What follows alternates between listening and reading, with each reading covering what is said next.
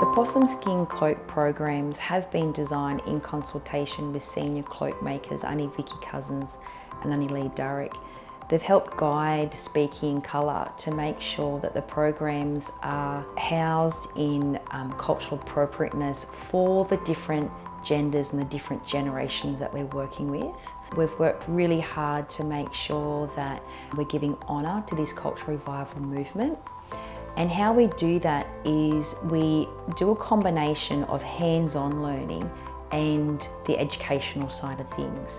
This is cultural revitalisation in action, and it's actually the connectivity and the relationality that is so much more important than anything else.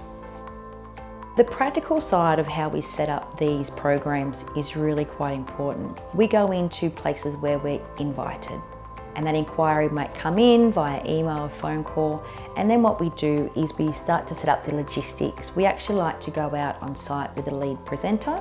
We talk about what are the objectives that the organisational school are wanting to achieve, which is really that orientation onboarding process. The teacher professional learning, we encourage all teachers at the school to be involved, and we really prefer this to be done just before the program is delivered or the term before, so that the whole school understand how they can also, as teachers, build their own cultural capability, but also just understand the program and how they can bring aspects of that into their classroom. We provide educators with more than enough information so that they can authentically embed Aboriginal perspectives into their classroom. We provide Nesta endorsed teacher professional learning. We provide an education kit, so even after the program has finished, this education kit can continue the conversation in their schools. We then go into program delivery. There is one project lead for the entire project delivery, and we have a second person that comes in intermittently. We will let you know in advance who that person is and when they're coming in, and we do it as a risk mitigation, but also as a second set of hands to be able to make sure the project is finished in those 10 weeks. Ultimately, we are there 1 day a week for 10 weeks. To finish a project on this scale in 10 days is no mean feat. We've got a fantastic workbook that we provide for the school, and it is an activity book that matches the theme of each week, so each class can do that. This is a fantastic case study, and we are more than willing and wanting to be able to support teachers to link accessible outcomes, not just curriculum outcomes, but accessible outcomes to some of the teachings that we teach in this particular process. The units of work and lesson plans that we provide identify across key learning areas, different curriculum outcomes, and we also really heavily collect as much data as we can. Really important when we work in schools that all the Aboriginal kids of that school are invited to participate in that program. So that program is mainly for Aboriginal children. However, it's totally fine to bring a friend or even to include another class as well. The opportunities do not just end with a school or a community group engaging us to run these artists in residency programs. The opportunities go beyond. For community, we invite them the following year to come to our annual exhibition. These exhibitions are held in regional art galleries or museums. They are hung professionally, they are sponsored by our corporates, and every person that's been involved in the program gets to have their name in the catalogue.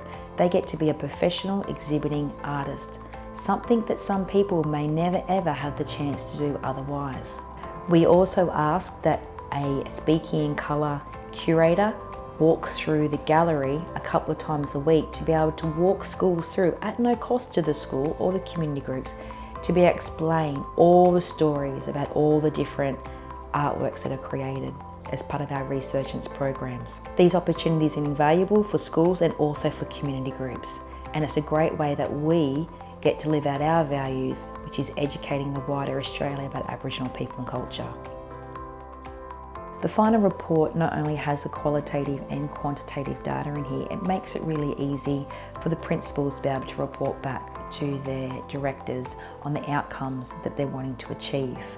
The outcomes that the schools or the community groups want to achieve is set out right at the beginning of the program. The students do a check-in, a pre and post survey to measure what it is that they want to achieve and the impact that this can be having in their world and how they feel. And it's very similar to other surveys that we do, which is, at school, do they feel accepted and valued by their peers and by others? When I'm at school, is my culture valued?